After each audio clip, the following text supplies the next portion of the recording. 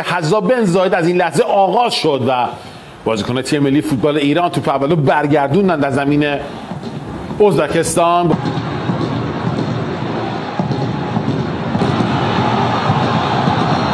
اشتباه زمین محکمی که اونجا دادنش با بیرون عالی با خودش نشون میده. با فرصت داره ازبکستان تو بلوکه شد. دوباره توپ برگشتی استون اورونوف زاویه بسته است ضربهشو میزنه بود.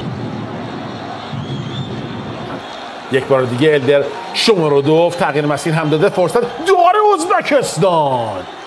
یه ذره بی‌نظم تو این دقایق داریم بازی میکنیم و کاناوا رو دست میزنه برای هر زحمتی هست. صالح هردانی توپ کنترل میکنه ولی پاسش خوب نیست. اونجا بین مدافعان موقعیت برای ازبکستان. ضربه فنی به سمت دروازه. علی بیرو به خوبی اومد و زاویه رو تنگ کرد برای شوکوروف. اجازه نداد که دروازه‌ش رو باز بکنه. فرار از کمند آفساید گیری بین مدافعان. پاس تودری که ارسال شده. این ضربه چیپ و فنی شوکوروف که با این اختلاف از کنار دروازه ما به بیرون رفت. نمی که از این موقعیت چه بهره‌ای رو خواهند برد بازیکنان ما. هاشم نژاد یه لحظه اونجا نزدیک شد. ترجیحش اینه که خودش مستقیما توپ رو سانت بکنه برای دروازه. حساب مقابل دروازه. پرواز مجید حسینی نتونست توپو به خوبی با ضربه سر روانی دروازه بکنه. اینجا توپ سایشی با سرش داشت. خوسانوف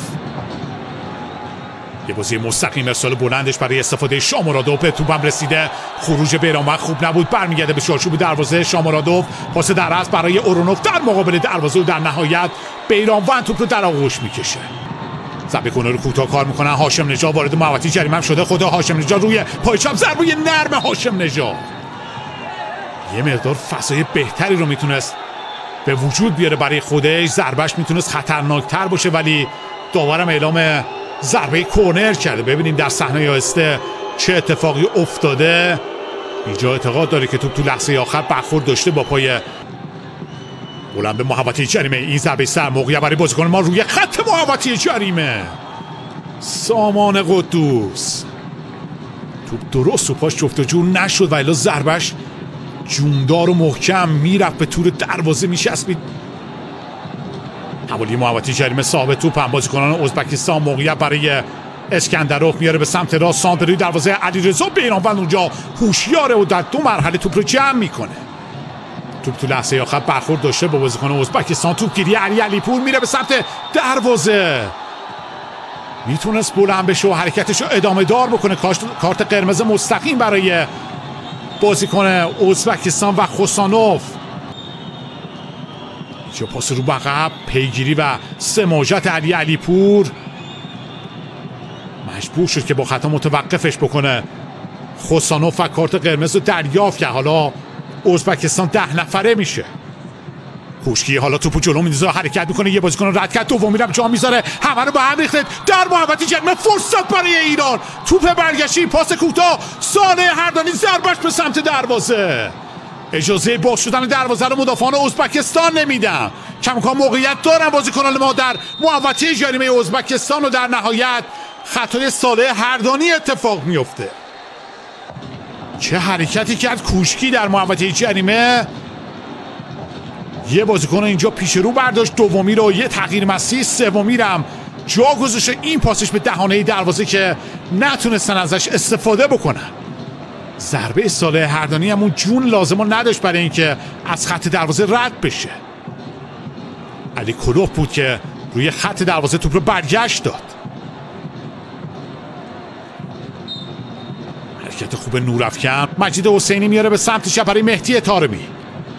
با ضربه سر همکاری خوب از سوی بازیکنان ما. ضربه فنی به سمت دروازه. موقعیت برای بازیکنان ما. این حرکت خوب از سوی مهدی طارمی و میلاد محمدی و ضربه نهایی اینجا دستوتش میدمه آقای عادل نقمی. پایان بازی رو اعلام میکنه. نتیجه 0-0 مساوی. حرکت میکنه نورافکن به سمت توپ با پای چپ خلاف جهت که نه. ضربه رو به گوشه دروازه زد و اونجا به سمت توپ هم حرکت کرد نعمتوف ولی اینقدر محکم و جوندار و دقیق زد ضربه‌شون رو. امید نورافکن که تمرکز میکنه. شامورادوف و حرکتش به سمت توپ. چند تا مکس رو داره و ضربه خلاف جهتش وارد دروازه میشه. محمد قربانی تمرکز، حرکت به سمت توپ، میزن و خلاف جهت توپ رو در وسط دروازه قرار میده. نتونست این بار تشخیص بده. روحیه درون دروازه از بیرانوند با پایش میزن و میگیره. بیرانوند حسم به میگفت میگیره این ضربه پنالتی رو. به خوبی هم این کارو انجام داد بیرانوند. عادل نقمی حرکت محبی با پای چپ میزنه میگیره. دروازه‌بانه به زاویه زد ولی دستشو خوند. مسافش با علیرضا بیرانوند. یه مکس میزنه و خلاف جهت. یه ضربه رو حسینی حرکت میکنه به سمت تو با گام‌های کوتاه. خلاف جهت چقدر قشنگ زد. یه بغل پای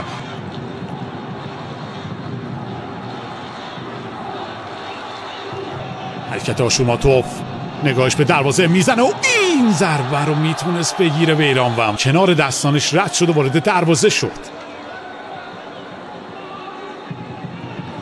میلاد محمدی بعد زد. میلاد محمدی وای